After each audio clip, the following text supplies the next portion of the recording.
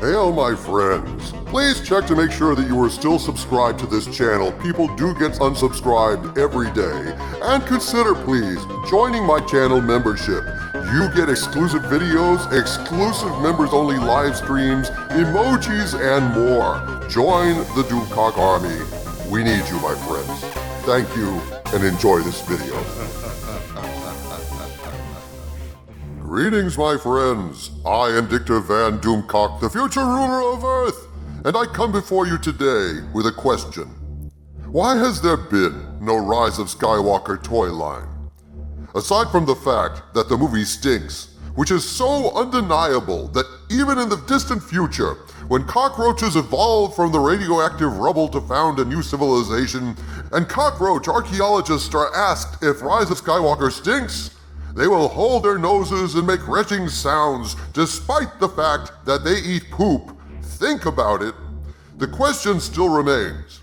Why would Disney allow Christmas to come and go without a strong presence in toy stores with shelves stocked high with merchandise from the final episode of the Star Wars saga?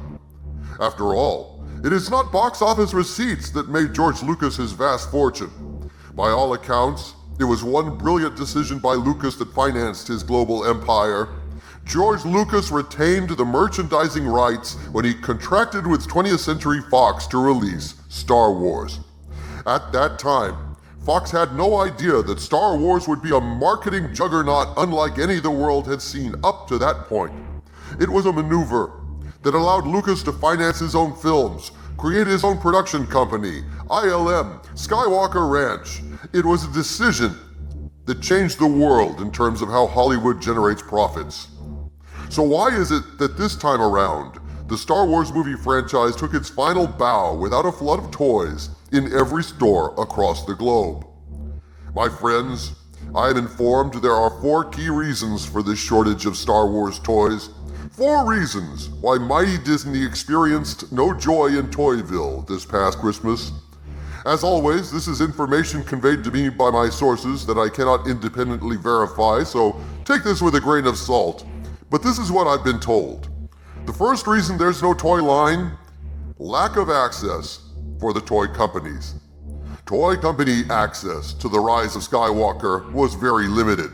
This was partly due to concerns regarding plot leaks, a concern that was not entirely unjustified. After all, the Snoke action figure was supposed to be held back from toy stores until 1 week before The Last Jedi's general release date. And unfortunately for Disney, and perhaps even for fans, the toy stores put out the Snoke figures as soon as they received them. The true form of Snoke was a source of excitement and speculation among Star Wars fans deluded enough to think that The Force Awakens was a good film. So Disney was quite displeased that the cat was let out of the bag too quickly. The toy companies, just as naturally, were unhappy that they weren't able to have the level of access they enjoyed on the previous 2 Disney Star Wars sequels, and this caused stress and, along with the lousy sales of The Last Jedi toys, following the murder and sodomization of the franchise by Ruin Johnson, a concern that perhaps the best days of the franchise were behind them in terms of toy sales. This was one reason that Santa's elves failed to stick any Rose Tico toys in Santa's sack, along with the Star Destroyer Space Horsey racetrack, the Palpatine self-zapping action figure, Why Won't It Stop Zapping Itself, and the Lego Sith Wayfinder dagger thingy that looked like it was actually made from Legos in the movie, along with some of Rey's expressions.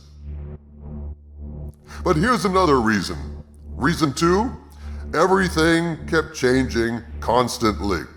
As I reported in November and December last year, the Rise of Skywalker production was a deeply troubled debacle, with multiple reshoots, utter changes of direction, rumored disastrous test screenings, and a patchwork choose-your-own-ending script that literally had space horses galloping across the surface of a Star Destroyer. That bears repeating, because some things are so bad they need to be mentioned repeatedly to avoid normalizing just how bad this is and therefore causing de-evolution in the human species. Rise of Skywalker had space horses galloping on top of a Star Destroyer. Presumably, This was some of the stuff that was changed in the reshoots to be better.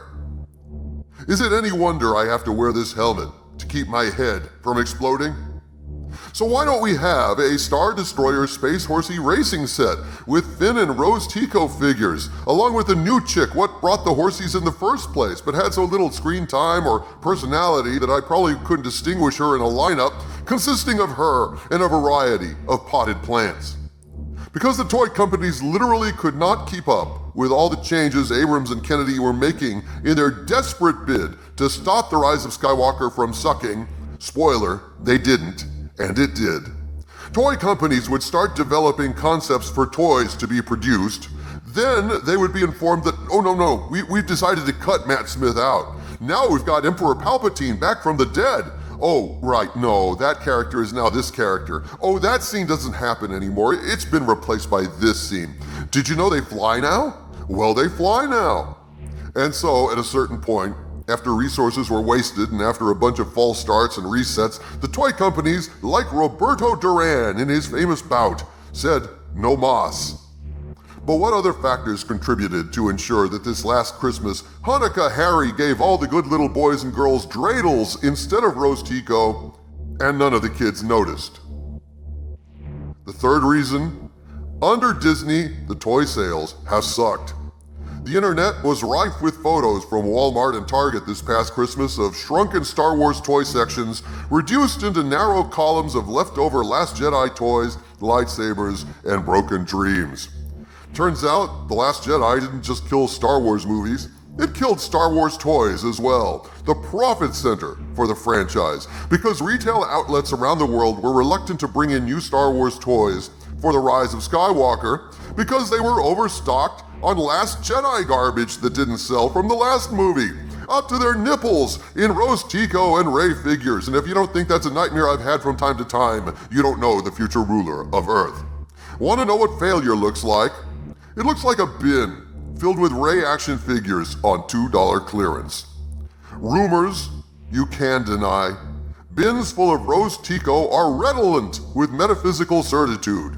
Even a philosopher could not deny the empirical evidence. Disney Star Wars has been a dismal failure where toys are concerned. But The Mandalorian was the last straw. Toy companies were interested in The Mandalorian reportedly, but when they asked to see the designs to plan out a toy line, they were only showed The Mandalorian himself.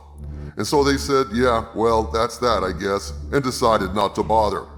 Baby Yoda came along to save everything. There is at least some solid Baby Yoda merchandise out there, but apparently the Mandalorian merchandise is a mere shadow of the merchandising the show might have received had toy companies been brought in early and treated like partners. And so the state of Star Wars toys reflects the state of the franchise as a whole, damaged and on the verge of disintegrating.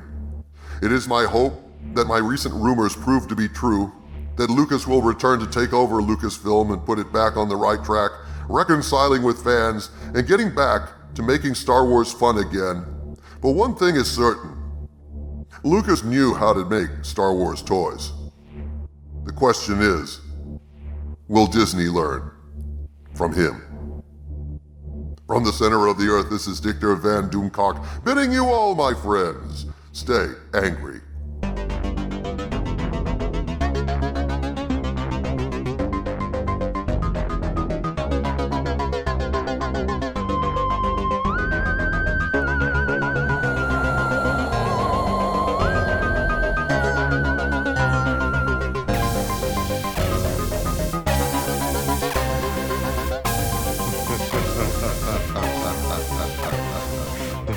Ha ha ha ha ha ha ha ha ha ha ha.